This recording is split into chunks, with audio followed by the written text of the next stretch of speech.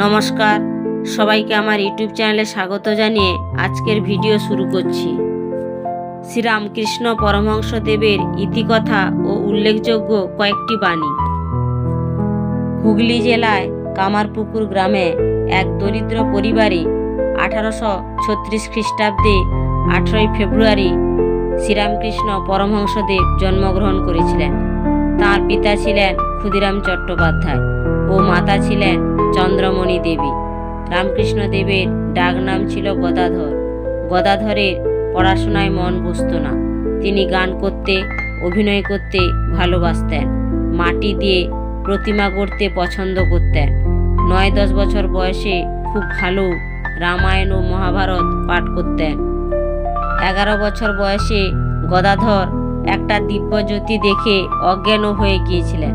পরবর্তীকালে তিনি দক্ষিণেশ্বরের কালী মন্দিরে পুরুত ঠাকুর হিসেবে পুজো করতেন। সারদামণির সঙ্গে পুরুত ঠাকুরের বিয়ে হয়েছিল।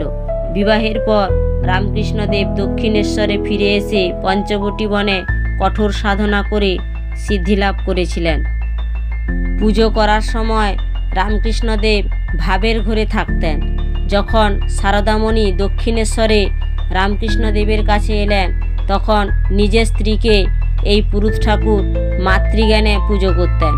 একদিন পুরুত ঠাকুর ভাবের ঘরে এক হাতে মাটি আর অন্য হাতে টাকা নিয়ে গঙ্গার জলে ছুঁড়ে ফেলে দিলেন। রামকৃষ্ণদেবের এইরূপ ভাবগতিক দেখে লোকে তাঁকে পাগল ঠাকুর বললেন ও কলিযুগের নবরূপী ভগবান বলে মনে করলেন।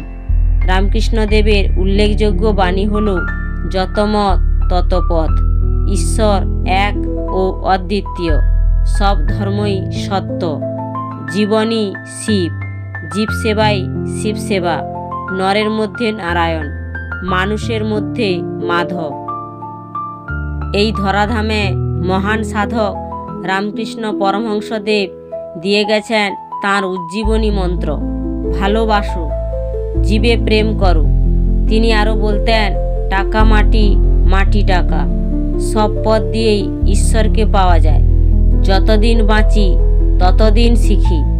এই বাণীগুলো খুবই মূল্যবান।